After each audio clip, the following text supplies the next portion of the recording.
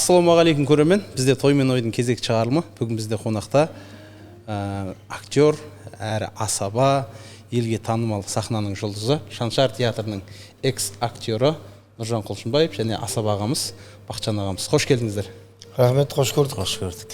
Түркістанға қадам басып келіп отырсыздар, бір күшті жаңалықпен келіп отыр екенсіздер. Қадамдарыңыз құтты болсын. Амин. Енді Нұржан аға өзіңізден бастайық. Жалпы осы өнер деген майданға, жалпы өнер әлеміне қашан қалай келдіңіз? Өзіңіз жалпы қай жақтың тумасысыз? Осы өңірден біз ғой, бізде негізі Түркістан жалпы біз үшін туған жер деп айтсақ та болады. Жалпы Кентау ғой, туған жерім Кентау. Ар жағында Байылдыр деген ауыл бар. Өнерге сол 6-7 жасымыздан бастап келдік десем артық болмайды. Себебі балабақшада садикте билегем ғой мен. Садикте жаңағы билеп, и сол кезде гастрольге барғам. Гастрольге шыққам. Есімде Байылдырдан, балабақшасынан Кентауда шахтерлардың жұмыс істейтін жеріне. Білмеймін енді сонда не болған, ол кезде әйтеуір бір жанымда бір қыз бар, екеумізді билететін. Өзбекше билеп бейді. Соны билеген есімде. Сонда сол Кентауға барған жеріміз, гастроліміздің түрі. Байылдырдан Кентауға. Байылдырдан Кентауға гастрольге барғанбыз ғой. Сол уақыттан бері бастап өнерді, сол кезде домбырадан бастадық қой, қазақтың қара домбырасы. Әкем тартқан, өлең айтқан, солардан келген ғой өнер. Әкеден берілген. Иә, әке, нағашылардың жақтан да өнерпаздар болған.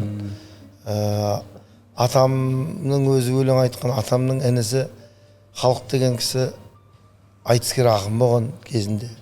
Оқымай қалған ғой. Оқиым деп кетіп баратқан жерінен пойыздан секіріп түскен ғой. Әпшесі ма біреу, айналайын бізді кімге тастап кетіп барасың деп айқайлаған сөзінен қалып кетесің ғой, секіріп пойыздан соған. Айтпесе сол кезде келген екен Москваға оқытуға, ауыл жерлерден арнайы алып кетуге өнерпаздар таңдаған. Соның ішінен біздің атамыз да ілінген ғой, халық.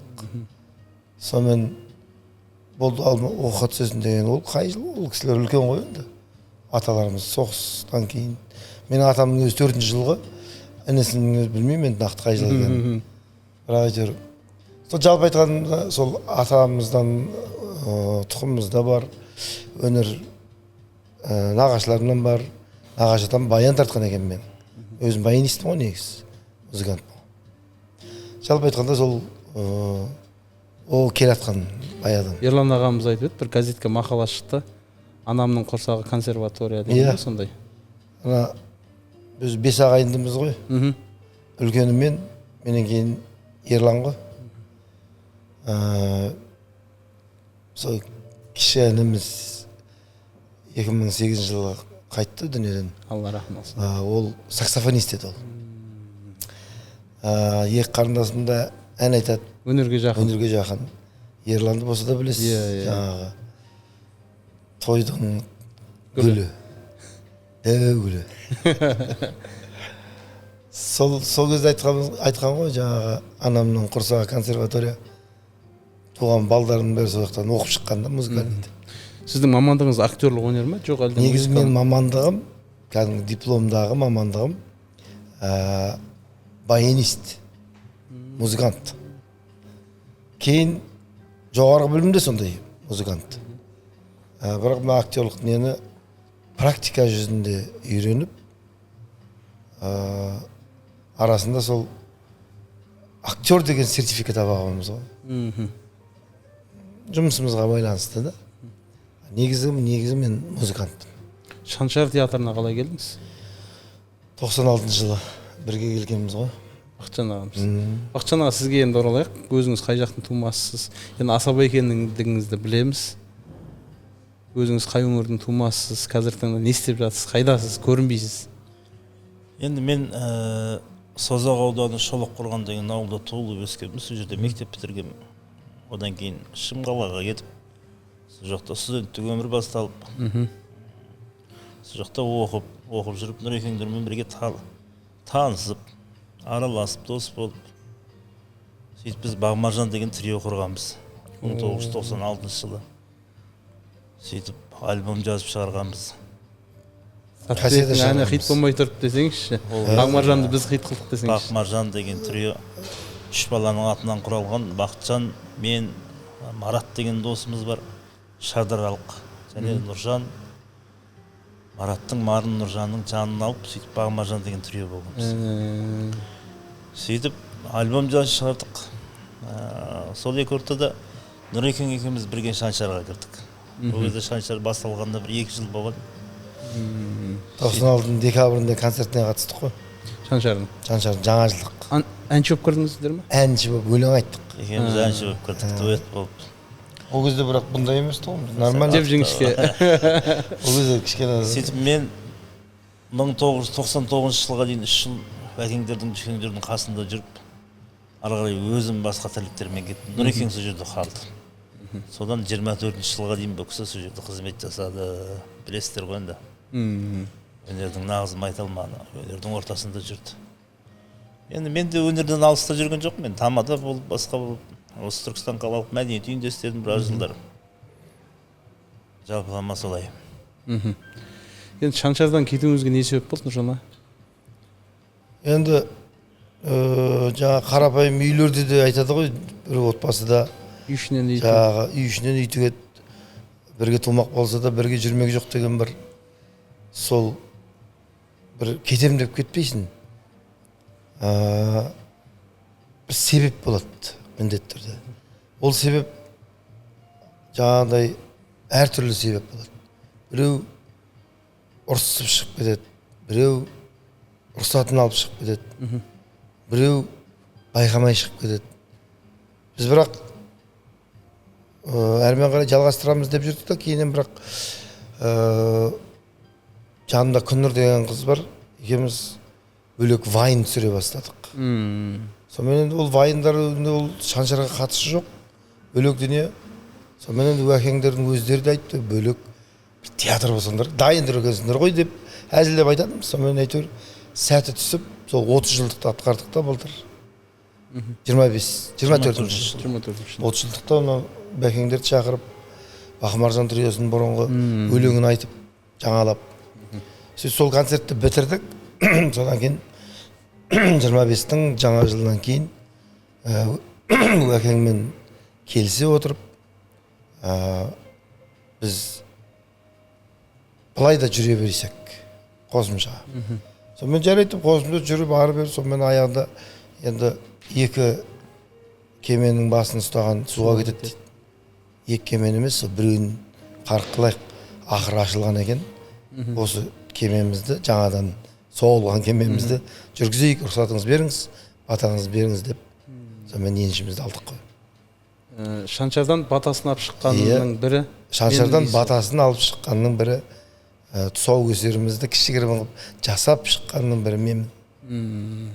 Басқаларда кетті, бірақ енді ұрыс деген ол кез келген отбасыда болады. Арасында бір ұрысып шығып кеткендер де бар шығар. Бірақ ешкім жаңағы бас жарылып қол сынып жатқан ештеңе жоқ.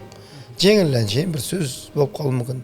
Әке мен бала да сөзге келіп қалады кейде, бірақ әрине ол әкеге қарсы шыққан дұрыс емес. Бірақ кейде сондай бір жағдайлармен сөйтіп кетіп жатқандар да бар. Бірақ енді мен әкеңнен рұқсатын алып, былтыр 25 жылы өзіміздің сатира театрында кішігірім концерт бергенбіз. Бірақ енді ол 200 адамдық, енді 200 адамға айтқан әңгімең 2 миллион адамға жетпейді ғой бәрібір. Сонымен рұқсатпен бұйырса осы мамыр айының 3-іне Шымкент қаласында үлкен концерт бергелі жатырмыз. Нақтырақ айтсаңыз. Театр құрдыңыздар ғой? Құрдық. Музиком деген. Атауы музиком. Ол музыка және комедия деген сөз. Айтқанда. Ешқандай алыс бір таңсық сөз емес. Танымал, білмейтін, түсінбейтін. Музыка, комедия. Басты бағыттарыңыз сол. Иә, музыка менен комедия қатар жүреді. Сатириком деген театр болған. Ол өлгерде ол Аркадий Райкин деген орыстың аңыз адамдары бар. Сол Аркадий Райкиннің сатириком деген театр болған. Ол жерде сатира и комедия дейді. Сатириком. Мен де соған кішкене бір ұқсатыңқырап музыком дедім. Неге? Себебі мен комедияның арасында музыканы қосып жүрген ұнатып. Сен мамандығың сол. Мамандығым сол болғаннан кейін де жүр музыканы да жаңағындай мюзикл типтес, мысалға әзіл болып келе жатады, бір кезде ортасына ән қойылып кетеді деген сияқты. Сондай бір стильде, сондай бір форматта кішкене сәл өзгешелеп шығардық. Енді бұйырса соның үлкен қып тұсаукесерін осы келесі айда, құда қаласа, мамыр айының 3-үне Шымкентте. Шымкент қаласында Қызғалдақ сарай деген үлкен сарай бар. Қазір таңда әжептәуір еліміздегі үлкен сарайлардың біріне айналды. Сол сарайда Уәлібек ағамыздың бастауымен, рұқсатымен сол кісінің батасын алу үшін Уәлібек аға, Жүсіп аға сол жерде болады. Және өзімнің бұрынғы сол осы отауда бірге өмір сүрген әріптестерім бар ғой. Нұржан Төлендиев, Алдараспан театрының директоры. Жұлдызай Дүйсенбиеваны білесіз. Ол да жерлесім ғой, Кентауский. Сол Жұлдызай Дүйсенбиева былай айтқанда бұрынғы Шаншардың әртістерін шақырып, оларға да бір ауыз айттым, олар қуанып, біз барамыз, қолдаймыз деп қатысайын деп отыр. Әншілерден, інілерімнен бұрыннан келе жатқан Сырым Исабаев бауырымыз сол жерде өлең айтады. Одан да бөлек тағы да Данияр Барыс деген мынау Қазақстан дауысы деген жеңіп алған дауысы керемет Түркістан жігіті. Сол Данияр Барыс болады бұйырса.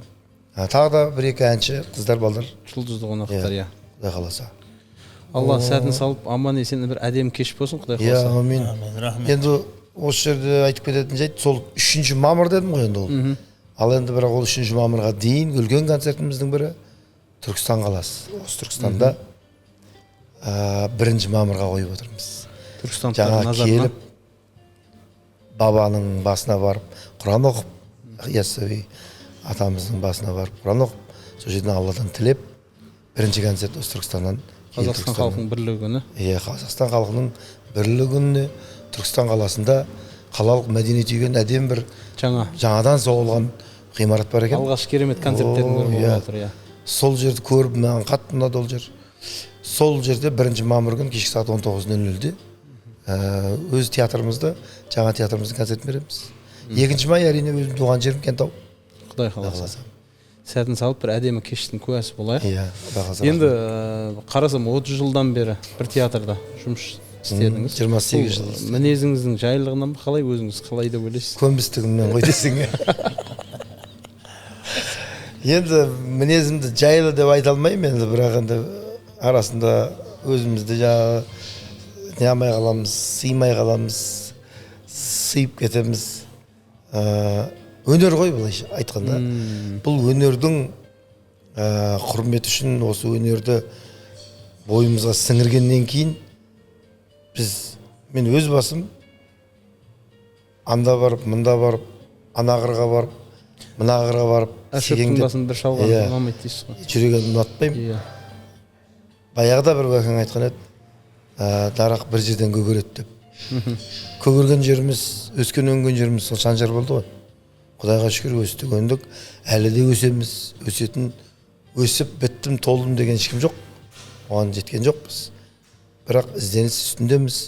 Осыған дейін Шаншардан тәлім тәрбие алсақ, ендігі жерде өз стиліммен, өз форматыммен мен де шәкірт тәрбиелеуім керек деген сияқты. Шәкірт ұстазсыз, шәкірт тұл дейді. Сол анау ұстазымыздан үйреніп, бойға сіңірген дүниені келесі бір ұрпаққа қолдан келгенше қазақтың әзілін дамытуымыз керекпіз. Қазір қазақтың әзілі дейтін, енді қазақтың әзілі ол әрине әзіл деген жақсы нәрсе. Әжуа ол тарихта бар нәрсе. Бірақ әзілді қазір бейәдеп сөзге көп айналдырып жіберді біздің жастар. Кіндіктен төмен әзіл дейтіндер. Инстаграм, тиктокты ашсаңыз, бұрындары құйрығымыз деп сөйлейтінек, жамбасымыз деп болмаса, қазір 3 әріпті кәдімгі айтып отыра береді. Оны айтып отқаннан кейін, оны кішкентай балдарымыз 1-2 рет естіп қалдым. Спокойно жаңағы емінерген айтып отыр да. Ей, тоқта. Олар білмейді оның ұят екенін. Олар миына солай сіңіп қалды. ол телефонда көреді, айтылып жатыр. Демек бұл Дұрыс сөзді нәрсе ол. әдеби сөзіне әдеби сөз мақұл. Бірақ әдеби сөзінде өзінің ішінде айтылатыны бар, айтылмайтыны бар. Бейәдебі бар, бейәдеп сөз бар. Енді бұл мысалға қазақта бәдік айтыс деген де болған. Бәдік айтыс. Мен енді айтыстың түрлерін білмеймін, бірақ естігенім соның ішінде ауыз сөз қолданып, бірақ енді оны эфирге шығарудың, болмаса әлеуметтік желіге салудың қажеті жоқ деп ойлаймын да. Соны ести қазір кейінгі ұрпақ оны ұят санамай кетті. Сол үшін мен осы театрда өткенде бір сөзіңіз бөліп жібердім, өткенде бір концертімізде қалада кішігірім бір ағамыз жеңгемізбен шақырдық, апайымыз біткеннен кейін келіп, неужели бір кіндіктен төмен сөз айтылмай әдемі сөздер қолдану арқылы күлдірдіңдер дейді. Әйтпесе жаңа қазақта мен жаман сөз болмаса да бір қатты бір естілетін сөздер бар ғой.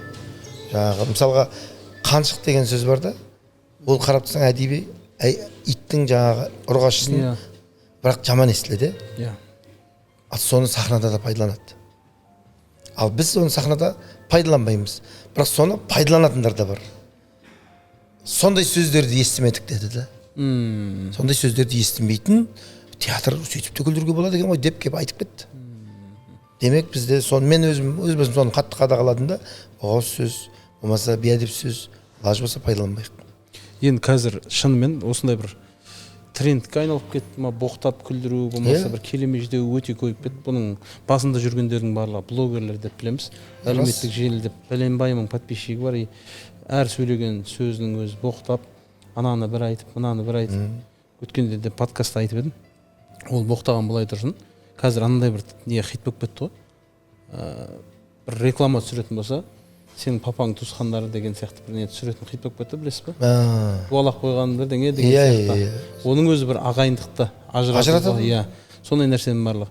Енді мен осы күн байқап жүрмін, кейде бір тамақтанатын орындарға, болмаса бір қоғамдық орынға барып қалсақ, өзімізден бір 15-20 жас кішкентай адамдар, кішкентай балалардың өзі қоғамдық ортада беймарал боқтап отырып, әңгімелесіп, шай ішіп, тамақ ішіп. Бір жанында біз отырып, мына жағында отырып, естімейін десең де естисің, өзім ыңғайсызданып қалдым. Сосын қазір анау әлеуметтік желіде ойындар бар ғой, CS:GO, бір интернетпен через ойнайтын. Сол ойындарында бір осы боқтауға себебі бар сияқты, өйткені бір рет енді өзімізді ара-тұра жасыратын жоқ, ойнап қаламыз.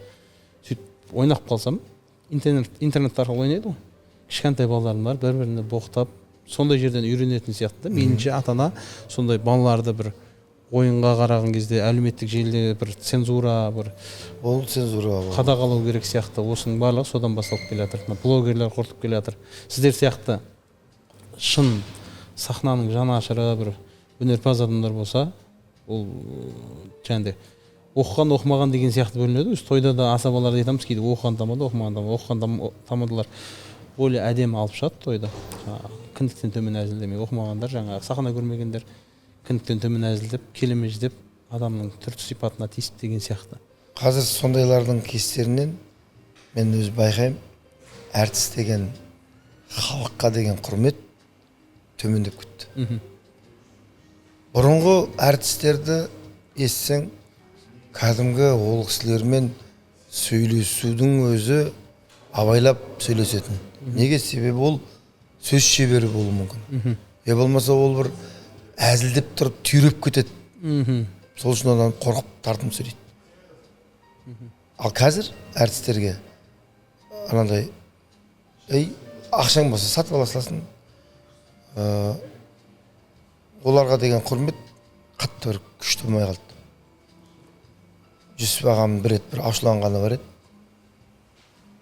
Тойға барғанбыз бір Астанаға бір кісінің. Сонда дастархан жаймағанда енді біз енді өз жолдан келіп кешкі бізден енді Түркістан кенті оңтүстік жақ дастарханда әртістерге. Қазір біздің Шымкентте үйреніп алды қазір әртістерге ақша жаңағы дастархан жасалмайды. Неге? Ақшасын төлеп жатырмын ғой дейді. Сонда Жүсіп ағам мен енді мен сұрауға ыңғайсызданып, мен дастархан жаймаса жарайды демей қоя салдық. Жүкең тұрды да ақшаңның бір тиын керегі жоқ деді. Той негесіне барып айтты. Прямо. Ашуланып кетті. Сен мені ақшаға сатып әкелсең, сен менің өнерімді көрсету үшін сатып әкелген шығарсың. бірақ адамға деген құрмет, қонақшыл қайда? Не, бір-екі шайнек пиалаңмен, шайыңмен 3-4 бауырсағын қимай отырсың ба? Ақшаңның бір тиын керегі жоқ, маған құрметін көрсетпесең керек емес деп ашуланып отыр. Ойбай көке деп. Міне сондай нәрсе бар да, ол мен дастархан жайсын, үйтсін бүйтсін деген нәрсе емес. Бұл әртістерге деген құрмет азайып баратқандық. Оның үстіне әртістердің әртіс екендігін төмен қылып жіберген, әртіс көбейіп кетті. Әртіс деген, актер деген сөзді мен мысалға өзімді актерлмін деп айтуға ұяламын. Нағыз актерлардың арасында. Мен рөл ойнасам болды, актер болып кеткенім емес ол. Мен просто бойымдағы өнер шығар ол. Бірақ мен актер емеспін. Мен өзімді музыкантпын деп есептеймін. Мен музыкантпын любой жерде. Кіммен болса да мен дипломды да көрсете аламын, ойыныммен де көрсетіп бере аламын. Музыкант екендігімді білдіре аламын. Ал енді актер дегенге келетін болсақ, қазір сол актермын деп жүрген қаншама блогерлер жүр. Әншімін деп жүрген қаншама блогерлер жүр. Сол актер, әнші, биші деген нәрсені сол үлкен қасиетті мамандықты бойларына өздері тағып алғанда, өздерін атау қойып алған. Атау қойып алған. Сөйтеді де сосын кейін олардың жаңағындай бір қисынсыз сөздерінің кесірінен, солардың бір іс әрекеттерінің кесірінен, бедеп сөздерінің қылықтарынан кім жаман, әртіс жаман. Бүкіл әртіске сөзі келеді. Қазір сондай болып кетті. Қазір мысалға журналистің де өзінің мамандығын игере алмай қалды қазір. Неге? Себебі оның орнын блогерлер басып кетті. Сол үшін енді ойлаймын, негізі осы нәрсеге қатты қадағалау керек. Сөзге, тілге, өнерге жалпы кішкене бір не керек сияқты. Тізгін тартып отыратын жалпы, несі жалпы керек емесін шығарып, редактировать ететін бұрындар. Мына сөздің болмайды. Цензура. Цензура. Вот сол нәрсені сақтау керек. Шымшық сойса да қасап сойсын дейді қазақ. Өзінің сондай бір не жүріп жатқан сияқты. Осыдан бір 10 шақты жыл бұрын журналистердің орнын барлығын бір әншілер басып, телеканалдың бәрін сол әнші бағдарламаның бәрін әншілер жүргізіп кетті, актерлар жүргізіп кетті деген сияқты. Одан кейін енді актерлардың орны уже блогерлер деген сияқты, сондай блогер сымақтар сондайлар басып, уже сахнаның тілі деген сияқты бәрі қалып баратқан. Сахна тілі деген нәрсе, мысалы мен оқыған жоқпын да, бірақ мен өзімді әлі де білмеген, үйренбеген нәрселерім көп менің. Әлі де мен керемет сөйлеу әдебім, сөйлеу нем күшті деп айта алмаймын. Бірақ сол нәрсені өзінің әдемі сөйлейтін сөзін жаңағы журналисттерге берсең, сөз саптаулары қандай керемет. Актерлар бар, оның ішінде де бір керемет. Жалпы айтқанда әркім өз ісінің айналысу керек. Өз ісімен айналысында болды ғой. Нұржан аға, енді актер деп жатырмыз, өзіңіз осы өнер саласында жүрсіз, өзіңіз үлгі тұтатын актер, әлде жас кезіңізде кімге еліктеп өстіңіз? Жалпы негізі армандағы мамандық осы өнер саласы ма? Мен негізінде бұрын музыкада айтып тұрмын, жаңа 6 жасымнан бастап домбыра оқыдым. Менің алғашқы ұстазым көзі көрмейтін зағип кісі болған. Кәдімгі. Енді алғашқы ұстазым әрине әкем ғой, одан домбыраны былай үйренгенім болса, бірақ ауылдық клубта көзі көрмейтін зағип кісі қаладан келіп сабақ беретін. Соған барамыз, домбыраны күйді үйрететін. Қолымыздан ұстап, өзі бірақ былай тарта береді да, бірақ бүйтіп көріп отырып. Кейін қанша жылдардан кейін осы Түркістаннан, базардан көріп қалдым ол кісіні. Жаңағы дипломат ашып қойып, домбыра тартып отырды. Жұмыс жоқ қой енді. Бір кезде сондай болды. Енді мен барып ол кісіге беретін беріп, біз есінде емес шығармыз енді, ол кезде бала едік қой. Одан кейін 4-ші класста мен Баянға оқыдым. Сол кезде мен бірақ армандайтын кино актері болсам деп. Кино актері болсам, маған киноға түскен ұнайтын болғанда киноға түсіп көрмеген ғой, бірақ түссем деген арман бар. Даже мен мынандай нәрселер болатын менде. Мысалға самаурын қойып отырамыз ғой. Су құйып. Жалпы самаурынға шай қойшы деп айтқаннан бастап, автоматты түрде миыма мен кетіп баратырмын. как будто менің қасымда камера бүйтіп осылай кетіп бара жатқан сияқты да. И мен самауырымды алып образға кіремін образға десеңші. кіремін, суды құямын, шлангыны бетін жауып, ағаштар палтамен жарып, оны да әдемілеп жарып, отын жағып. Мен солай өзімді Дайындадыңыз. сырттай камера түсіріп жатыр деп елестететін тұғым. Білмеймін, мен сондай бір нәрсем бар тұғын. Сосын кейін музыкальный школға түстім, музыкалық мектепке, қалаға, баян классына. Содан кейін оқып келіп үйрендім, бірақ сол кезде әкем айтатын, қандай күшті дейді да. Жылы жерде қараш үйреніп алсын, сабақ алсын. Ақылы ғой енді. Әкем шахтер болған ғой мен. Мен құсап жердің астында май болып, каска киіп, қараңғыда фонарикпен жүрмейсің. Мынаны оқысаң, ертең осы сенің наның. Ертең ағайларыңды көреді да, қарасын ағайларың. Жып-жылы костюм шалбармен, галстукта саған жылы жерде сабақ беріп отыр. Айлығы жақсы. Ертең өсіп сен де айлығыңды алып отырасың ғой. Оқысай балам дейтін. Бірақ мен баянист, баянды оқығанмен, бірақ баянист болғым келмейтін тұғын. Почему-то. Бірақ бірдеңен білетін тұғым. Сол оқуға түсу арқылы мен ары қарай бір нәрсеге ілініп кететін шығармын деген. Іштей инстинкт дейін ма? Сондай бір терминдер бар ғой, онша білмеймін. Пайдаланып қойсақ та бізде. Сондай бір Құдай әйтеуір сөйтіп 96 жылы мен оқуды бітіретін жылы Бақытжандармен, бәкеңдермен таныстырып, трио құрып, әнші болып, ары қарай саты-сатымен театрға кіріп кеттік қой. Ақмаржанның арқасында. Бақмаржан. Триомыздың аты Бақмаржан. Сөйтіп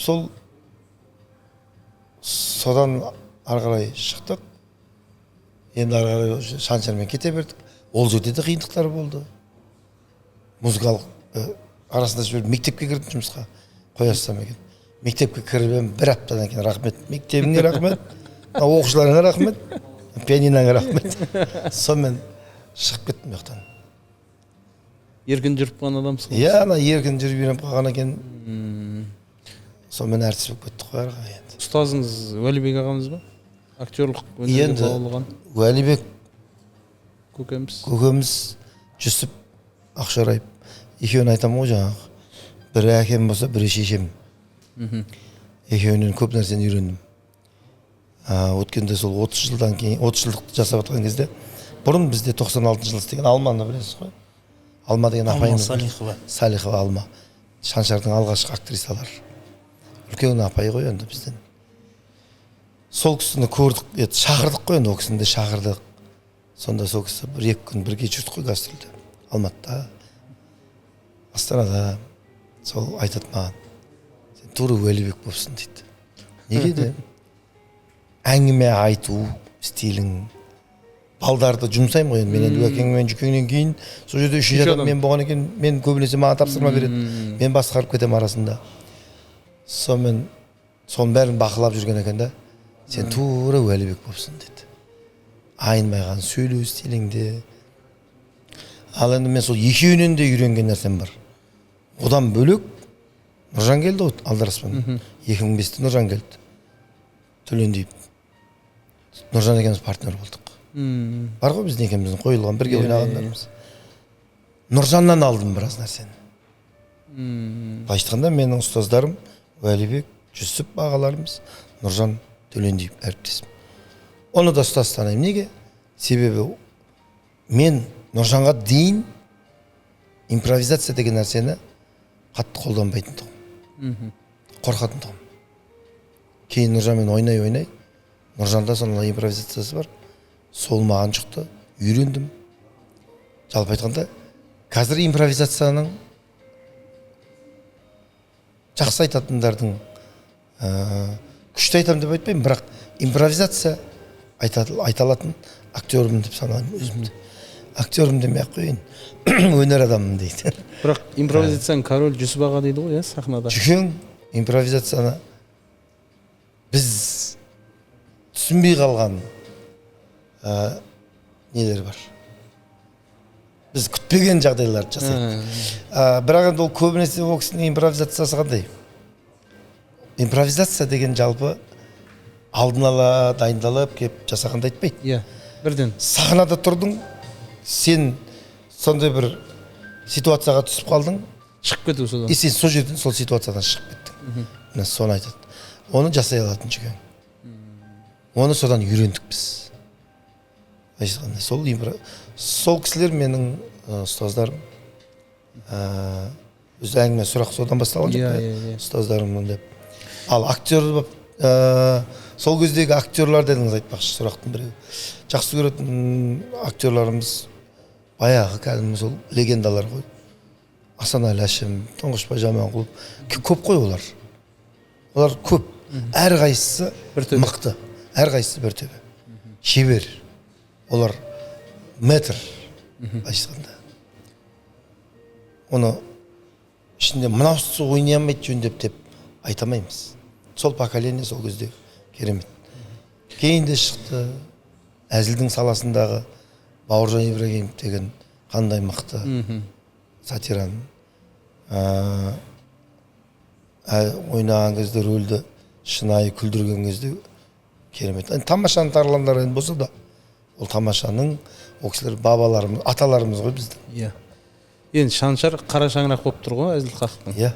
Тамаша да болды кезінде, Бауыржан шоу да болды, бірақ Шаншардың орнында. Дәл қазір Шаншардан шығып алып, жеке театр ашып жатқандар өте көп. Шаншардың шәкірттері өте көп десек болады. Иә. Соның бірі өзіңізсіз. Енді алдағы уақытта өзіңіз кинодан көресіз ба? Енді мен бір-екі рет киноға түстім.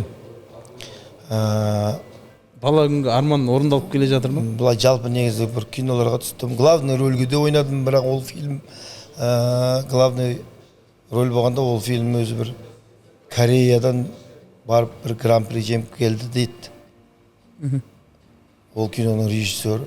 Мен единственный киноның ойнау керек екендігін, кинода ойнау бөлек екен. Сахна бөлек. Ол сахна бөлек. Ана кинода біз сахнадағы кейбір өтірік дүниелерімізді кинода жасай алмайсың. Кино шын ғой. Ал сахнада сен күлдіретін болсаң, хоқман ұрасыласың, өтірік бірдеңені айтыласың. Кинода ол нәрсені айта алмадық. Себебі режиссер қадағалап маған. Өреке, бұлай істеңіз. Біресіз бе, бір киноның есіңізде көрдіңіз ба? Мен ұйқылы ояу шығамда пижамамен, мылтық бар қолымда. Тауқықты атам ғой. Сондай бір қысқа несі таралып кетті. Сөйтімді әйел тұрады. Ой, маған не істеп жатсың? Әйелін атты деді. Ат түсеген де сол. Біз жаңақтал деп аталады сол киноға. Вот сол кинода көріп мен өзімді шынымен ойнағанымды көрдім. Неге? Себебі режиссер ойнатты мені. Мынаны істемеңіз, ананы істеңіз, мынаны істемеңіз. Бір-екі басқа түскен киноларымда өтірігім білініп тұрды. Баз жұртқа білінбесе де өзім мен оны біліп тұрмын. Жұртта может білуі де мүмкін, білмеуі де мүмкін, бірақ өзіме ол ешқайсысы ұнаған жоқ. Үлкен үйде ойнадым. Үлкен үйдің 1-2 сериясында ойнадым. Ол жерде де бар ойнап отқан ойындарым, бірақ бәрібір ішінде бүйтіп қазсаң жасандылық көрініп қалады. Енді бізде журналистерде андай бір сөз бар еді, ұстаздарымыз айтатын еді. Журналист өзі жазған мақаласына көңіл толған күні тоқырауға ұшырады деген сияқты нәрсе. Актер да сондай шығар деп ойлаймын. Бұл тұрақты түрде болдым, толдым деген сөз ғой. Тұрақты түрде ізденісті керемет айтылған. Тоқтамай, өле-өлгенше ізденіп.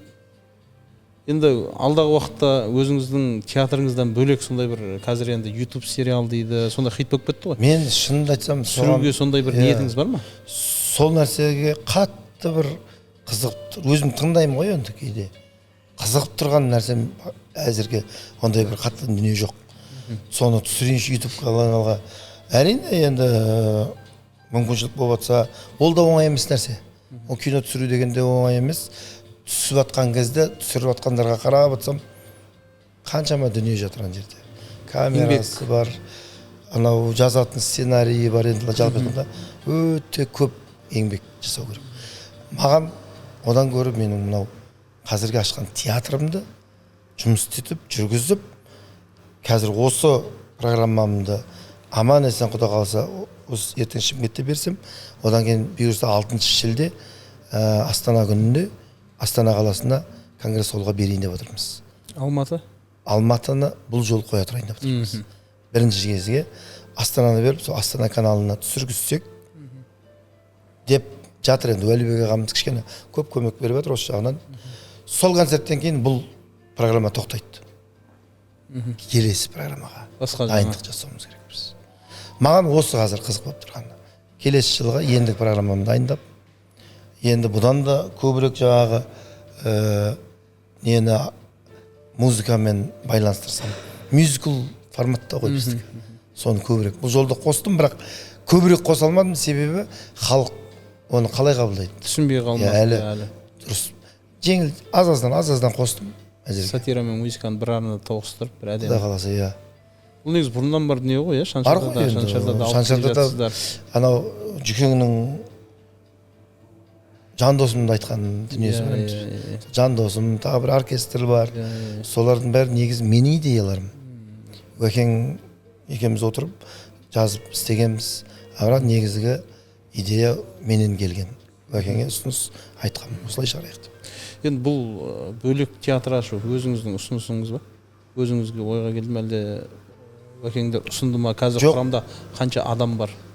Өзім ұсындым әрине. Өзім айтып, Өкең мен рұқсат болса бөлек отау құрсам деп. Құрамда сол менің қасымдағы әріптесім, серігім Күннұр Қалмырзаева, жаңағы Күшәм мен Нәзік болып ойнаймыз ғой, екеуміз екі қыз. Бір ноқалай қыз, біреу кетік қыз, сақау қыз.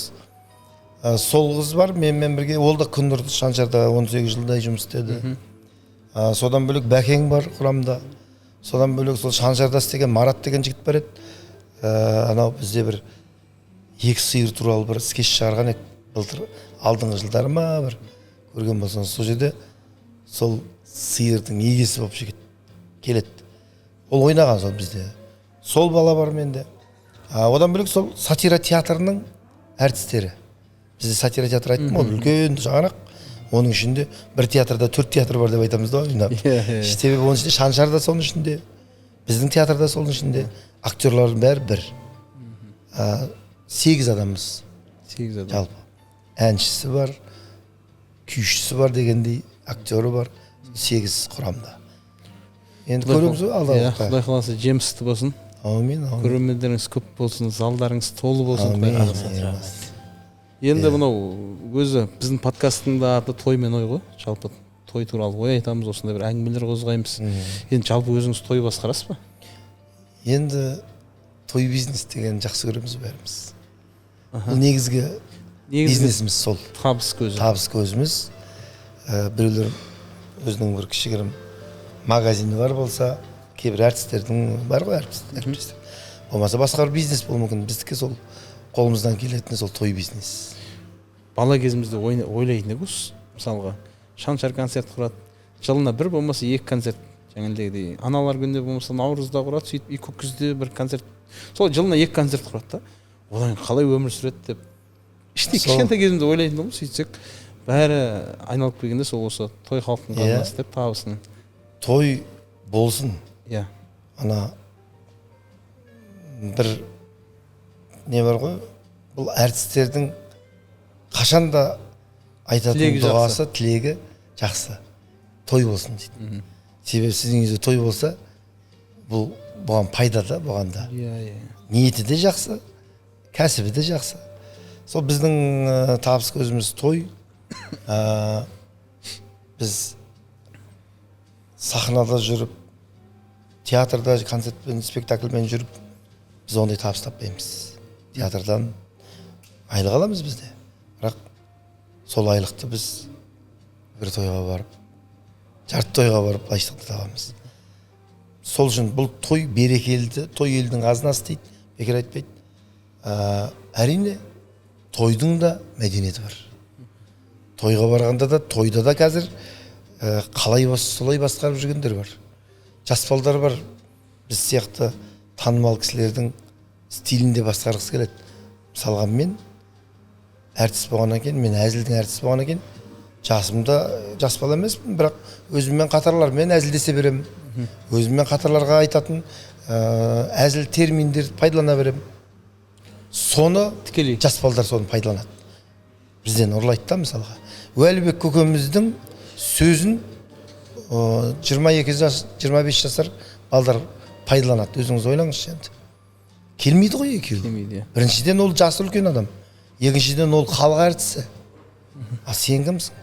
Үшіншіден оны кімге айтты? Үшіншіден оны кімге айтып жатсың сен оны? Тұрады да сөйтіп айтам деп таяқ жеген балдар бар. Өзіміздің арамызда да бар балдар. Сондай айтам деп таяқ жеп қалған. Ал енді мен айтсам жарасуы мүмкін. Себебі менің ең болмағанда әртістігіммен жасымды сыйлап, мен сол әзілімді көтеруі мүмкін. Айтылып тұрған адам. Ана пацандардың тыңдамайды ғой. Не айтып тұрсың дейді ғой. Дегенмен де әзілдесесің ба? Орнымен әзілдес. Ана қарға мен қасқыр самолетке мінген ғой. Бірге ұшып кетіп баратса, қарға стюардессаны шақырып алып, ананы әкел, мынаны әкел, айқайлап, ұрсып, өзінше блатовать еткен ғой. Жанында қасқыр отыр екен да, ол да тұрып алып, официант, мына деп тисе берген да. Сөйткенде летчикке барып айтты, ана стюардесс, қарға мен қасқырды ұшырып жіберсеші. Лақтырып жіберсеші. Самолет. Баспаған екеуі пук көтерілгенде қарға бүйтіп, қасқырдың саған не жоқ дейді, мен ғой қанатым бар, осы қанатыма сеттім, сен неге сенесің, давай деп шығып кетті. Қасқыр босқа кеткен да. Сол сияқты өзіңнің сенетін сөзің болса, е болмаса сенетін абыройың болса, жалпы мейлі ғой, мен енді бұл жерде айтайын деген, сен әлі ешкім емессің, анандай ондай сөзді сен айтпа, оның өзінің уақыты келеді. Ол жас балдар, пожалуйста, жастардың туған күнін өткізіп отқанда сөйтіп әзілдесе бер. Сосын тойда мына бір ойынды ойнатқым келмейді да мен. Бижарыс деген бар ғой бізде. Біреудің әйелі мен біреудің күйеуі билейді. Тем более егер ішіп алған той болатын болса, міндетті түрде сол жерде бір ұрыс шығады. Сол жерде көрсетпесе де ол үйіне барып ұрысады. Әйел айтады, күйеу айтады болмаса, сен өстің ғана бүйттің. Жалпы негізі дұрыс емес. Жалпы екі жастың арасында есі кеткен сөт дейді қазақ айтады. Сол екі жастың бір өміріне тамадалар құртып қояды да. Түсіп қойып, ертең ол жерде жақсы кеткенмен үйінде айқай шу болуы мүмкін, содан ажырасып кеткен болуы мүмкін. Білмейсіз, бірақ тойдың өзін мәдениетті түрде басқару керек деп ойлаймын. Мақұл, мен өзім басқару стилімде мен өлең оқымаймын. Тойдың басында жаттап алған бір өлеңім бар, сөздің ашығын мойындаймын. Оны жаттап алғанымда қазір 12-15 жыл болды, 16 жыл болды. Ұялмай қызармай сол бір өлеңмен жүрміз ғой әлі. Оны да арасында ұмытып қалып қағазға жазып қойып, сонда 4 қатар ғой. Өлең жаттау жағынан сәл қиындаумын да. Бірақ әзілмен тойдың басынан бастап бірденен әзіл деп айта алмайсың ғой. Ең болмаса амандасқанымыз дұрыстау болсын. Біз біреу жазып қойды, өйткені қылжақбастар, сайқымазақтар дейді. Дұрыс. Біз мамандығымыз сол. Сайқымазақпыз, шутпыз біз. Иә. Сонда енді мен мысалы тойдың басынан бастап бірденен әзілдеп мазақтап шықпаймын ғой. Бірақ өзімнің бір стиліммен амандасам арқылы ары қарай жай постепенно бола береді әзіл. Сол мәдениеттілікті сақтауымыз керек та. Мен өлең оқымаймын, бірақ бір-бірімізбен әзілдесеміз, ортаға сөйлеймін. Бірақ барынша мәдениет жүргізуіміз керек. Өткенде бір тойда бір елдің алдында жүрген ағамыз асаба жігітке сайқымазақ деп айтып еді. Сөйтсе ана жігіт айтты, аға осы сайқымазақ болу үшін де 10 жыл еңбек еттік деген сияқты. Рас. Оның артында бір көрінбейтін еңбек жатыр ғой мысалға. 30 жыл болды мен сол сайқымазақ болып жүргенім. Той тізгіндеу де оңай емес, қанша халықты аузына қаратып. Біреулер айтуы мүмкін, бір ассалаумағалейкум дейсіңдер сонымен. 2 сағатқа барасыңдар да 500 мың 400 мың алып кетесіңдер дейді. Сол алып кету үшін қанша жылдан бері еңбек етіп келатырмыз. Қанша жылдық еңбек, тер төккен. Соның бар, соның арқасы. Жалпы қазіргі тойға көңіліңіз тола ма? Қазақтың тойы қайда бара жатыр? Баяғы тоймен айырмашылық қалай? Бұрынғы тойларымыз дұрыс па еді әлде? Енді мен нақты бір мынандай жақсы жаман деп айта алмаймын, бірақ тойға барған адамдар мына нәрсені сақтаса. Асаба ол сол тойдың ведущий есебінде. Ол барғаннан кейін сол асабаны тыңдап отырса, тәртіпке бағынған құл болмайды, оның бәрі жаттап алған, кімнің айтатынына дейін біледі. Айтқан. енді сол тәртіпке бағынып кейде бір айтады ғой, бір тойдегі шулап кетті ғой мыналар, тынышталдырсайшы деп келеді. Мен не істеймін, әрқайсысын жеке-жеке барып 300 адамға барып отыршы дейші деп айтып шықпаймын кезек. Бұл жалпы айтқанда келген адамның, тойға келген адамда, аудиторияны, тойды басқаратын адамда, тойдың егесі де мәдениеттілік сақтаса, ешқандай реніш болмайды. Сосын мына бір нәрсеге мен көңілім толмай жүр. Сол нәрсені тоқтату керек деп ойлаймын. Ысырапқа бой бермейміз деп біз қазір басқа нәрсеге өтіп кеттік. Той біткеннен кейін, баяғыда біткеннен кейін пакеттер беріледі, таратылады. Сосын әйтеуір қалғанды салып алады. Әйтеуір бұл енді ысырап болмасын. Дұрыс нәрсе де әйтеуір сарқыт үйге апарасың, бала-шаға шай ішіп жаңа. Қазір мен мынандай нәрсені көрдім. Бұл нәрсе ұят. Сен дастархан басына отырасың, салып аласың тарелкаға мына нәрсені. Біраз қарап отырасың, сол күйі тұра береді, желінбейді. Жемейтін болса не қылып салды оны? Сөйтсем, оның бәрі пакетке. Енді мен айтайын деп жатырмын тойдың егелеріне. Давай сендер былай істеңдер. Или мен сөйтіп істесем ба деп жатырмын тойды. Той басталған кезде дастарханға ештеңе қоймай. Бәрін пакетке салып, алдарына қойып қойсам да, келген адам ештеңе жемей қойсын. Доказа осы пакет бәрібір салып жатсың. Онаны жемесең де салып жатсың, жесең де салып жатсың. Сосын өтіп бара жатады, өткенде де бір тойда. Біз мына жерде отырмыз, әртістер, 1-2 адам, 2 адам отырмыз. Кетіп бара жатып, қайтып жатыр бәрі. Біздің дастарханда қатты тиісілмегенде келіп, натын салып. Өзіңнің дастарханыңды алып кеткенмен қоймай енді. Мынаған әртістердің дастарханы, мақұл әртістер байқысы оны алып кетуге ұялып жатқан шығар. Хотя мен де арасында 1-2 рет сұрадым. Тойдың егесі айтады, мен мына бір жілігімді ұнап қалды маған дәмі. Үйге барып жейін. Болмаса ана фруктынан бір кішкене алып алайын, салып алайын деп айтамын, оны мен мойындаймын. Бірақ жаңағы нәрсе дұрыс емес та. Тойдың ортасына жетпей, столдың астын қарасаңыз, ерінбей қараңыз. Пакеттер тұра ма? Ашпасаң бар ғой, өлгенде 4-5 пакет салынып тұрады уже. Осы нәрсені бұл енді қайтып айтамыз бұны. Бұл бір ұят нәрсе енді.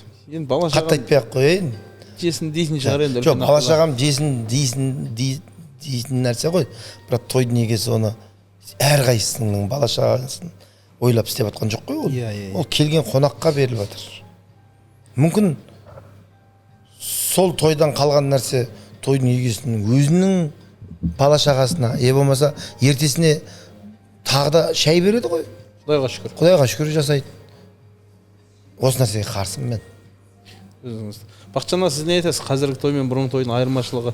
Сіз енді шамал тыста қалып кетіп жатсыз. Қосылып отырыңыз әңгімемізге. Бір-екең айтып жатыр ғой бәрін. Аяда Жүкең айтады, Өкең айтып жатыр, сөйлейді Өкең Жүкеңе.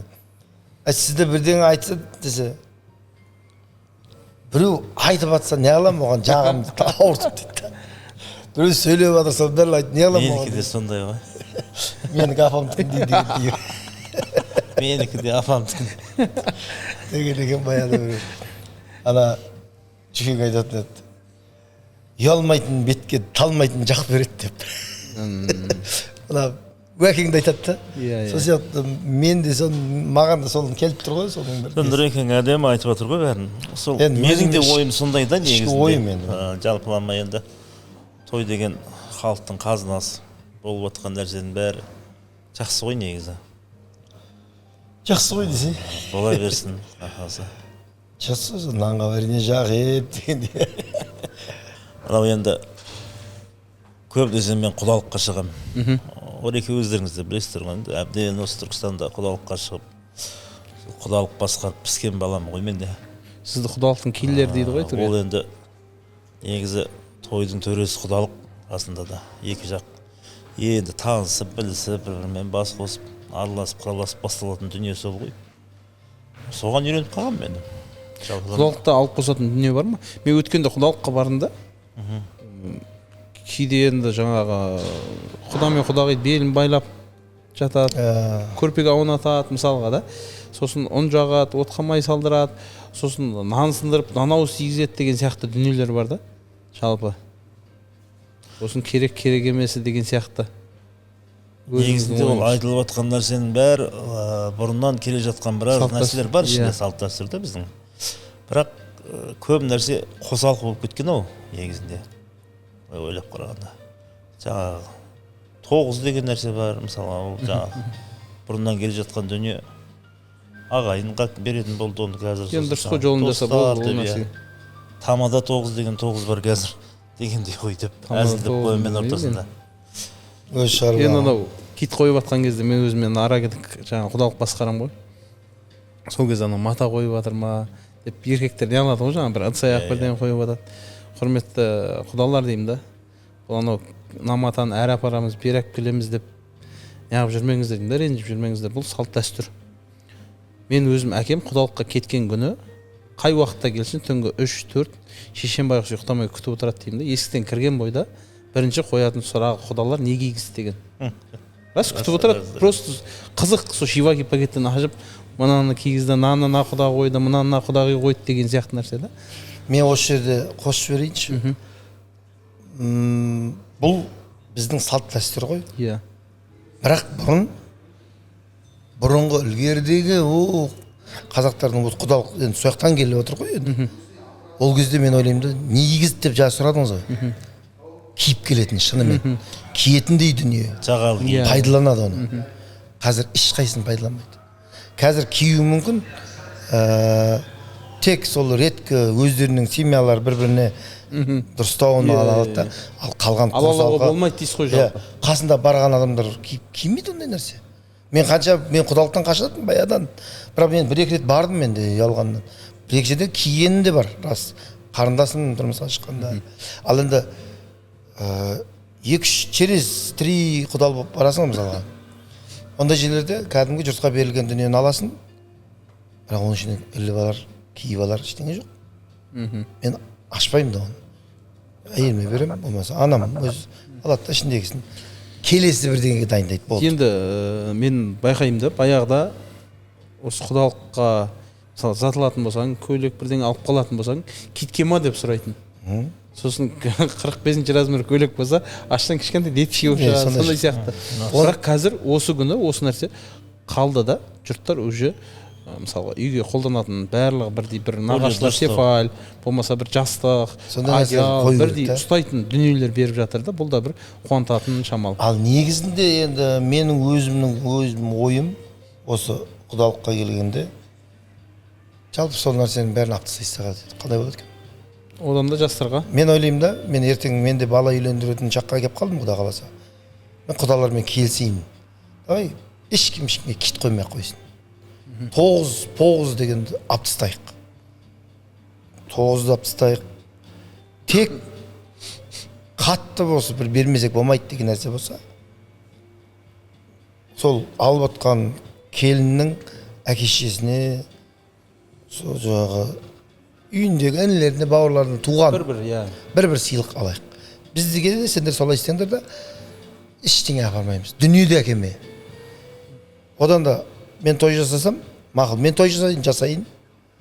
Сен қыздың артынан жасауы болады ғой. Енді мен салт дәстүрді біз ешқандай өзгертуге хақымыз жоқ.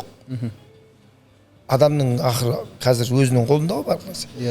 Қыздың артынан кішкене 1-2 жасауын, жаңағы 2 жастық 1 көрпе дегендей тағы бір керек дүние пайдаланатын нәрсесін әкесінде, онда екеуміз бір 3 миллионнан ба, 4 миллионнан ба шығарайық да, или 5 миллионнан шығарайық.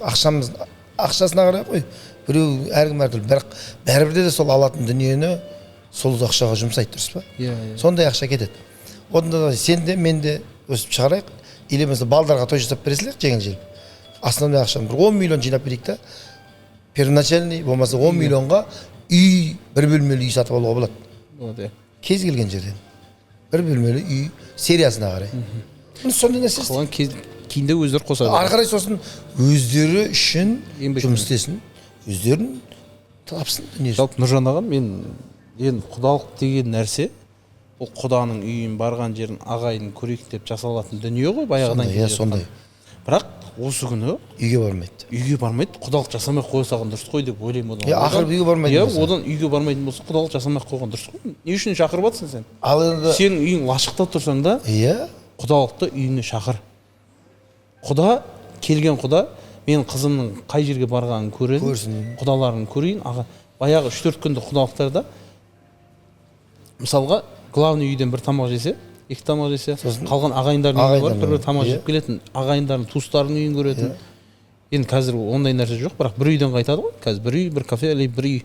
Соның өзін кафеге күтіп жіберетіндер бар да. Кафеден Өте көп.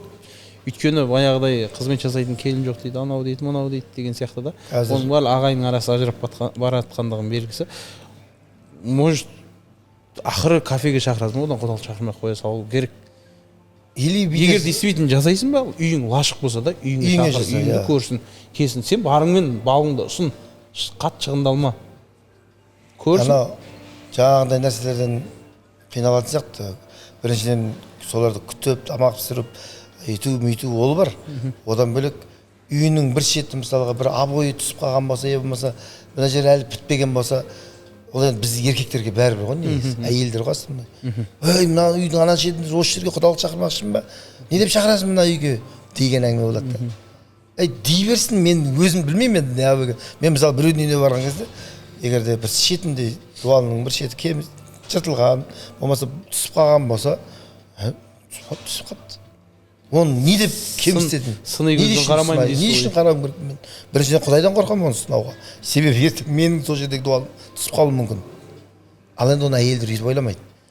Ал шынымен де үйіңе шақыратын болсаң, шақыр құдаларыңды. Сосын көп қылып шақырудың қажеті жоқ.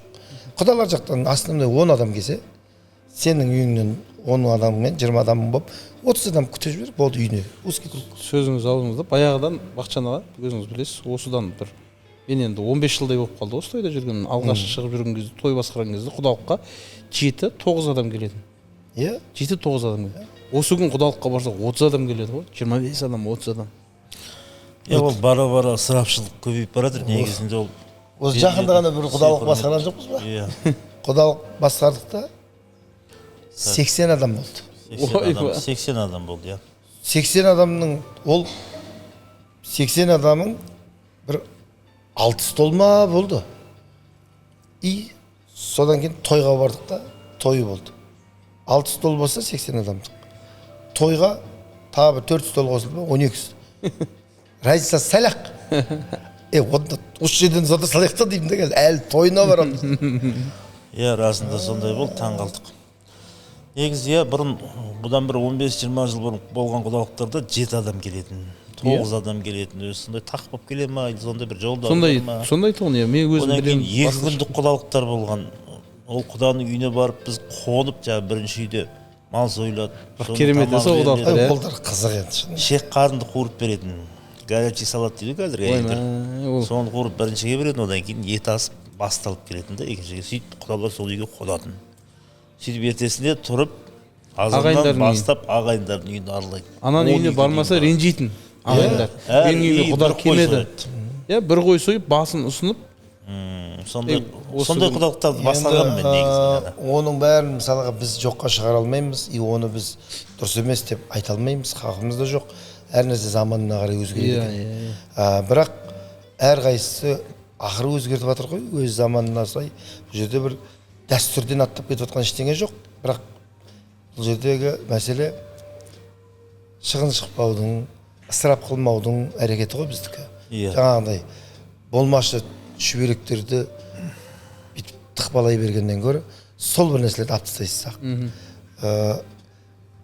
Ана үйде ойбай кеткізу керек, ана керек деп ол ойланып ми ашып жатады. Қарап тұрсаңыз бар ғой, бір тойға бардым да, бұл той жасау деген оңай емес қой. Тем более құдалығымен. 3 күннен бері құдалық бет ашары болған. Бет ашардан кейін қызды алып келуге барған. Ұзатуына. Одан кейін ертесіне бет ашары болған. Ертесіне құдалығы болған. 4-ші күн той болғанда 4-ші күн тойын басқарып тұрмын ғой мен. Сол тойдың егесі апамыз үлкен. талып құлады. Ойбай деп бәрі де нормально тойдың басында сөйтіп сәлден кейін сол апаның келіні енді тойдың егесі күйеуі мен әйелі болса алып отыр ғой олар, келін алып отыр. Ана әйелі құлады. Не болды, тыныштық па десем, 4 күн болды деді. Бір кезде анау жерде тұрған келін құлады ғой. Ол да 4 күннен бері жүр ғой, ұйықтамай. Өзі ұзатылды. Кегесін ертесінде беташары болды. Беташардан кейін ол да жұмыс істеді. Ертесінде құдалық болды, ол жерде жүр. 4-ші күн тойға келген. Құлағанда жаңағыдай әл жоқ та, уже тамақ жей бермейді жөндеп. Құлады. Тойдың аяғына шейін ана әйел келген жоқ, әйелі. Хотя келінді алып келіп тұрғызып қойды ғой. Астына түсіп мен сұрадым жағдайын, қалайсыз деп, нормально. 4 күннен бері өстіп неғып жатырмыз деп желбілетіп отыр. Той нагрузка салып жүргенде болмайды. Нагрузка салды да өздеріне қинап. Енді анау ағайындарды ойлайды ғой кейде, ана ұзақтан келетіні бар, несі бар. Сол 3-4 күнге келіп сол жерде бітіріп кетсінші. Бітіріп кете салайын дегенде ой бар шығар, бірақ кейде біз қатты қинап жүреміз өзіміз. Қатты қинап жүреміз. Шетелдегілерге қарасаң, рахат өмір бір той ғой, әшейін тұрады да келеді да, фуршет қылады да. Болды, ол жерде бір қатты бір нәрсе. Аға осы. Мен енді мына жерде мен сөзіммен біреулерге жақпай қалуым мүмкін. Шетелсің ба несін. Дұрыс, біз қазақпыз, бірақ өзінің орнымен жасай берсе қинамай-ақ. Дұрыс па? Өзің қинамай, өзіңнің орнымен жаса. Артық адам көп шақырамыз, Артық адам көп шақырамыз. Мен өзіміздің семьяда, мен өзімнің әке-шешем бар, өзімнің нем бар. Той 200 адамнан аспады біздің тойлар. Қарындасым да той жасады, әкем де 60 жылдығын жасадық, 60 жасын. 200 адамнан асырмайым. Ол той болмайды үш. Ол тек келіп той анасын беріп, жиналысып өткізіп болды. Шашылу емес, жинап алу болады десеңші. Ол тек сондай. Ал біз тойды жасасақ, көңілді өткізу үшін, қызықты өткізу үшін, ән күй тыңдау үшін, билеу үшін ғой. Сол үшін көп адам шақырудың қажет жоқ. Бір Алматыдағылардың көбісі жаңағы той жасайын деп жатсың ба деп сөз, көп адам шақырған. Қанша адам? 200 адам дейді. 200 деген бізде туған күн өткізеді ғой, айналайын ау әшейін. Тілашарлар болады ғой бізде 200-ге. Жоқ, құданың құдасын шақырып жатамыз, ананы шақырып. Сол ғой, анау өкпелейді, мынау өкпелейді дей береміз да. Дұрыс шақырсын. Даже мен мына ойланып жатырмын. Жастарға бөлек үйлену тойына. Өткенде бір той жүргіздік. Беташар той істеді. Кентауда. Бірақ өздері Шымкентте тұрады. Ауыл Кентау. Мен барып бетін ашып, беташар тойын жүргізіп бердім. Үлкендерге сөз берді. 2 сағатта бітті, палау таратылды. Енді баланың тойын жасайсыңдар ма? Жоқ, жасамаймыз. Қалада өзінің жолдас балаларымен, достарымен, класстастарымен өздеріне бөлек той жасап береміз, болды. Өздері отырады, ол жерде ешқандай құда да келмейді. Ана жастарға, ана жастарда да келіп жатқан адамдарды да танымайды ғой бір-екеуін мысалға. Өздерінің достары болды. Әке-шешесі бас жағына келіп батасын беріп ашып береді.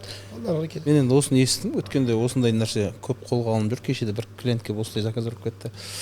Беташар той қылып, үлкендерді, қарияларды шақырып батасын ақпайық деп жастарға. Солай беташар арқасынан той, арқасынан 2-3 тілек беріп, солай үлкендердің батасын алып, үлкендерге жеке тойда, ал орта жастағы жастарға бөлек той кәдімгі. Мен Құдай қаласа былай істеймін. Мен де үлкен балам үйленетін жасқа келді. Құдай қаласа. Үй салып жатырмын, Құдай қаласа. 2007-те бастағым. Хан сарай екен да онда, Хан сарай деп ойлайды ғой. 2007-те бастағанда қалай, 2007-те жер алғам. Сөйтті 2008-де ана жерге кішігірім времяға соққам. Енді ана жерде тұру үшін. Кейін өзім оны тоқтатып қойды да өзім үй алдым. Сөйттім да, бірақ ары бері жеріміз бар, үйіміз бар, документ дұрыс болмай, қайтадан дұрыс болатын болып. Сонымен 2019-да фундамент құйдық. Сөйттік та 2021-де ана фундаменттің дұрыс болмайғаннан кейін қайтадан жалғастырып тағы құйдық. Сөйтіп 2023-те бір қабатын көтердім. Болды, сонымен тоқтап тұрмыз. Мен сөздің ашық, оған бүйтіп бірден құйып тастайтын қаражатым болған жоқ. Бірақ үй салып жатырмын, қашынан бір 2007-тен бері деймін да. Как будто 2007-тен бері деген үй салып жатқан, жаңағы Хан сарай салып. Енді соны салсам, Құдай қаласа соны салып бітірсем, баламды үйлендірсем, есіктің алдына жаңа үйге қарсылам дейсіз. Есіктің алдына беташар той жасаймын, құдай қаласа. 200 адамға жасармын, может, далаға істеймін кәдімгі күндіз. Сөйтемін да, бұйырса, құдай қаласа, кішігірім құдалықта үйге шақырып, вот сол үйден қайтарамын. Ал жастарға бөлек өздеріне той. тойханаға. Мына батыс жақтарда бар ғой, Ақтау атырау жақтарда жастардың тойларына қыз жақтан келмейді. Иә. Ата-ана, ол бұрын бар еді, ол бұрын. Құдашалар келеді. Бұрын союз кезінде бізде сондай нәрсе бар еді, білесің бе? Иә. Ол әлі күнге дейін сондай нәрсе бар. Оларға қыздың тойына әке-шешесі бармайды. Ол жастардың тойы дейді. Оны даже ұят санайды, ыңғайсызданады.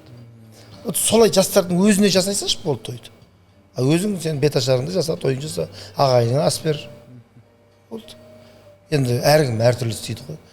Менің дегенім болды, мынау нәрсе емес. Қазір ең бастысы шариғат аясынан асып кетпесең, сол салт дәстүрге сай тойыңды жаса. Өзгертетін жерлер болса өзгерт. Өзгерткенде қалай? Жаңағыдай өзіңе ыңғайлы жағын жаса да болды. Әркім өзі біледі. Неғып сен ананы істедің деп айтуға да хақым жоқ. Әркім өзінің шама шарқына қарап, деңгейіне. Иә. Енді мен ойлаймын, жалпы той деген нәрсе өзі аты да айтып тұр ғой, тойып барып жасайтын дүние. Тойда жинап алу үшін емес, бір шашылу үшін. Баядағылар 30 күн ойын, 40 күн тойын жасаған ғой, көпшілікке ас беріп, ауылды түріп.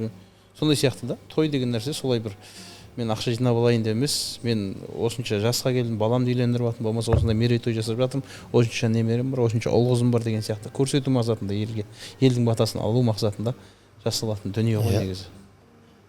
Енді сонда да сол тойға не жасау керек? Тойды жасаған бір бөлек.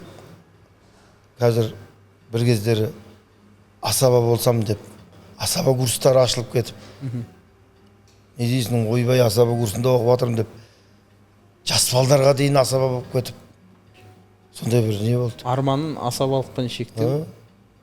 Сол асаба болсам, не дейсің, асаба болсаң ақшаң қырасың, ауырдың үстімен жеңілдің астына, табысың көп болады деп ойлап кеткен жастар көп болды. Қазір кішкене басылды. Асаба, мысалы, біз өзімізді асабамыз деп есептемеймін. Асаба деген кім? Сөзінің құнары бар, сөз саптауы керемет, арасында ақындатып қоятын. Міне солардың нағыз асаба дейді. Біз әртіспіз. Мен мысалға өз басым, мен әртістігіммен ғана алып кеткен болмаса, менің де бір құдіретті, бір керемет, құнарлы сөз маржанын теріп сөйлеп жатқан ештеңем жоқ. Бірақ миымдағы бар, тілімдегі бар сөзімді пайдаланам. Қазаққа тиесілі, керекті сөздерді пайдаланам. Бірақ көбінесе мен әртістігіммен. Біреулер маған келіп, менің осылай жүргізу стилімді ұнайды, а біреулерге сөзге көп мән беретін тамадаларды, асабаларды ұнатады. Ешкімнің вкусын, вкусақ не спорит. Енді осы кезде сұрақ қойғым келіп отыр, асабалар туралы әңгіме қозғап жатырмыз ғой, әркімнің талғамы туралы айтып жатырмыз. Жалпы өзіңізге қандай асаба ұнайды, той тізгіндегені? Егер ертең алдағы уақытта балаңызды үйлендірсеңіз, кімді тойыңызға асабаға қоясыз? Сіз үшін үздік асаба кім Қазақстан бойынша? Енді мен Қазақстан бойынша мынау үздік деп айта алмаймын. Себебі ол үздік асабаның бойында, үздік емес бір асабаның бойында керемет бір қасиет жоқ болуы мүмкін. Демек ол үздік емес. Ал мынаны үздік десең, мынадағы бар нәрсе бұда жоқ. Енді сізге кім ұнайды асабалықтан, асабалық қырынан? Мен шынымды айтсам, той тізгіндеген қатты бір тани да бермеймін, бірақ мысалға анау ақын кім бар ғой? Әлібек? Нұрлан. Жоқ, Нұрбол емес. Нұрлан Есенқұлов деген ақын жігіт бар еді. Шымкенттікі. Біздің тойды сол басқарған бір тойымызды. Аланың сүндет тойын. Нұрланға басқартқам. Сөйтіп Нұрлан сол тойға бір өлең шығарып бастап, кедей жолдас болмайды, тонды менен деген өлеңін шығарып, ол басқа тойға шығармаған, әр тойда әртүрлі шығарады, ол ақын ғой. Сөйтіп басқарды, сөйтіп сол той шумағын мен жаттап алдым да, әлі күнге соны айтып жүрмін мен. Соны қолданып жүрмін өмірлік. Сол мысалы Нұрлан Есенқұловтың басқаруын айт. Нұрбол Пайызов деген асаба бар. Мен шымкенттік тамадаларды айтып отырмын. Ал енді мен түркістандық асабаларды қатты жақсы білмеймін. Бірақ басқару стильдері ұнайтын. Мысалға анау кімше? Кентауский жігіт. Берік. Жиенім ғой ол мен.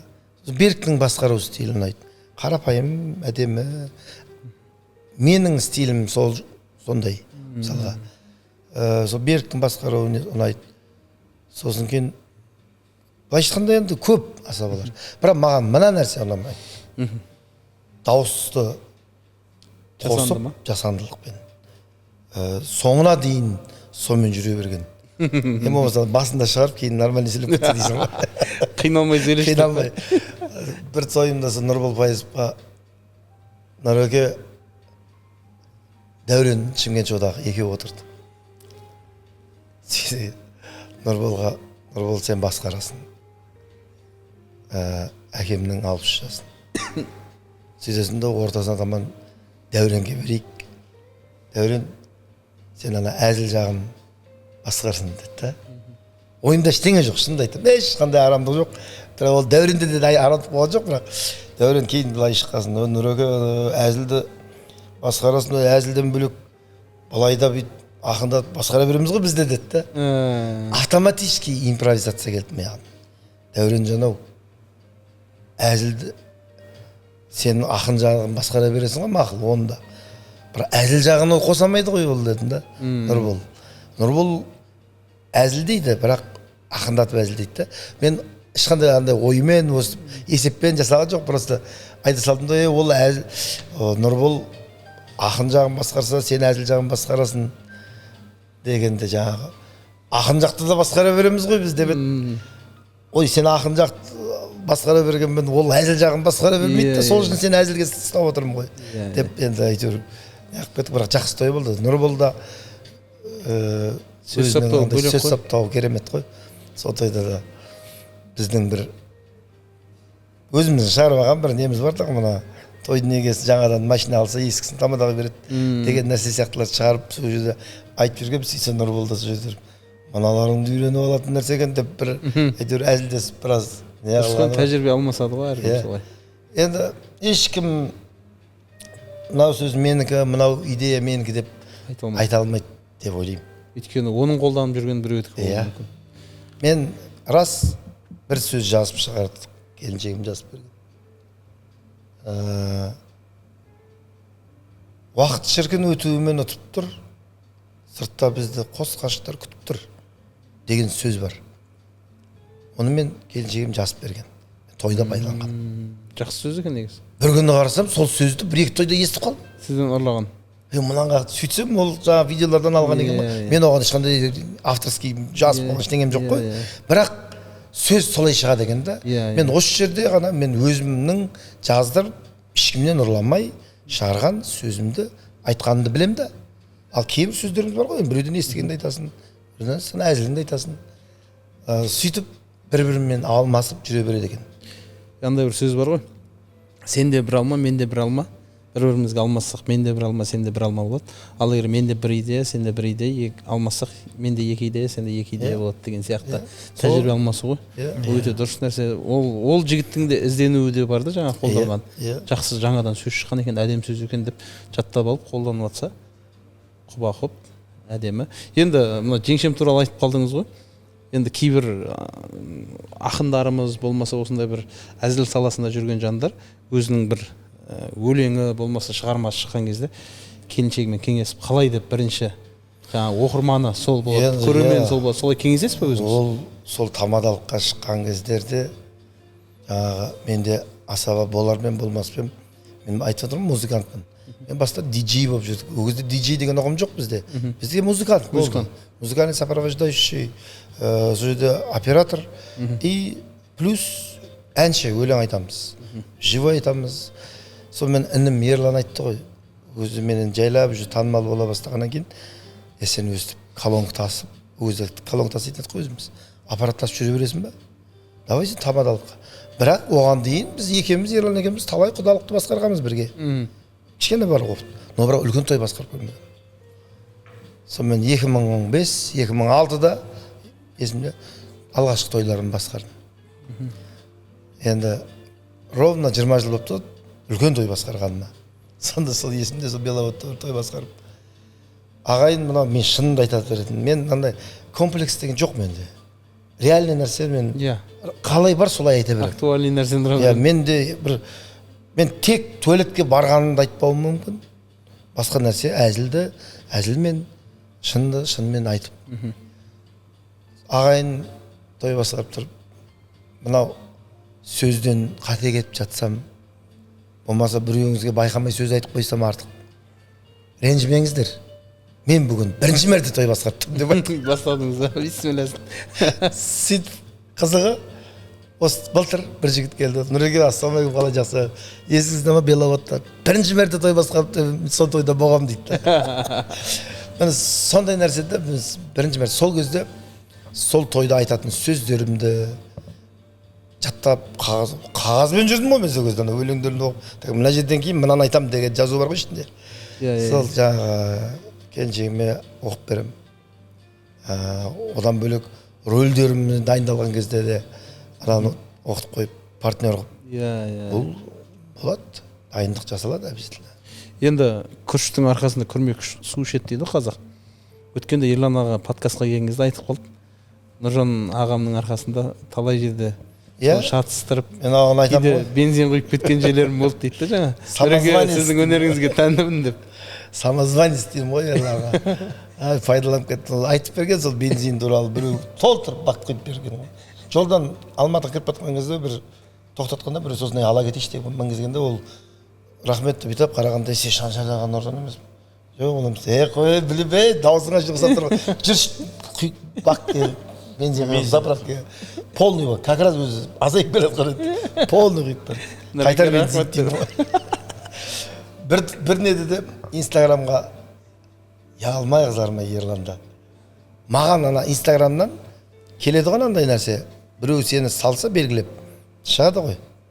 Соның сөйтіп сосын аласың өзің Инстаграмды қайталайсың ғой. Бөлісуге. Бір сонда келді де Нұржан ағамызбен бүгін кездесіп қалдық.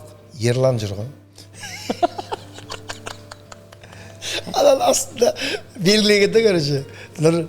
Нұржан ағамызбен бүгін кездесіп қандай керемет аға суретке түсіп алдық дейді. Ерлан бітті, ұялмай қызарма сен.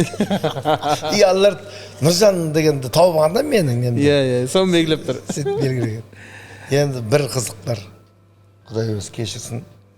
Енді сол кездерде Ерлан бір той жүргізді, сөйтті да. Енді ол жерде Ерланды. Мен бұл жерде Ерлан екенбіздің да табы бір-бірімізге қатты ұқсаймыз ба не деп таңғалып жатқаным. Бір тойға заказ алған. Сонда Ерлан той алғанда сол күнге басқа бір той келіп байқамай алып қойған. Сонымен не істейміз Ерлан Нұреке сен баршы мен оған. Жынсың ба дедім бе, қуасың ба, мен қалай мен барам? Сөйтіп танымайды деді. Қалай ол қызсың? Тек бір нәрсе Ерланмын деп айта берді. Бетімді жаққан күйде бардым тойға. Сөйтіп тойдың егесі келе атқаннан бүйтіп қарап тұрмын. Ерланчик, привет! Сөйтіп басыңыз издедіңізде кіріп кеттіңізің? Сөйтіп, да, өткендегі ақ пиджагыңды киіп келіпсің, молодец. Той басталды, басқарып жатырмын бір кезде. Біреу келді тілек айтып, мына рахмет. Бірақ біз сізді Нұржан деп ойлайтын едік деді ғой. Мен арасында Нұржан деп ойнағандай не қылып еркелетіп айтады, біреулер Нұржан деп қойғысы тал басыладым да қалдым ғой. Інім үшін Нұржан деп қойғысы келген, бірақ сонымен тойдың аяғы бітті, тойдың аяғында рахметін айтып жатыр. Ерланға рахмет, мына тойымызды гүл қылып әдемілеп басқарып берді. Сонымен Ерлан болып қалды. Ерланға айттым ғой, құдай үшін бұндай нәрсеге бармай ақ. Бірақ рахметін айтып, тойы әдемі өтті. Ақшасында жаңа арзан қылып келістіріп бара салдық та енді. Просто сондай ситуацияға түсіп қалды. Ондай жағдай болады ғой енді. Рахмет Бақытжан аға. Көп сөйледіңіз десе. бір әдемі подкаст болды деп ойлаймын. Жақсы бір той туралы да әңгіме айттық. Мынау алдағы шығармашылық концерттеріңізге сәттілік, Құдай қаласа, берекелі болсын, құрамның саны артсын, көрерменнің саны артсын, Құдай қаласа. Құдай қаласа 1 мамыр күні Түркістан қаласында болады, 6 шілдеде Астана қаласында, 3 мамырда Шымкент қаласында болады. Құдай қаласа концертке келіңіздер, жаңа театрдың жаңа әдем бір қойылымын тамашалаңыздар. Бұл театрдың өзіндік бағыты бар, бір өзгеше форматта, өзгеше жанрда әдемі бір кештің куәсі боласыздар, Құдай қаласа. Сіздерге көп рахмет. Рахмет. Сәттілік тілейміз, Құдай қаласа. Той көп болсын. Әмин.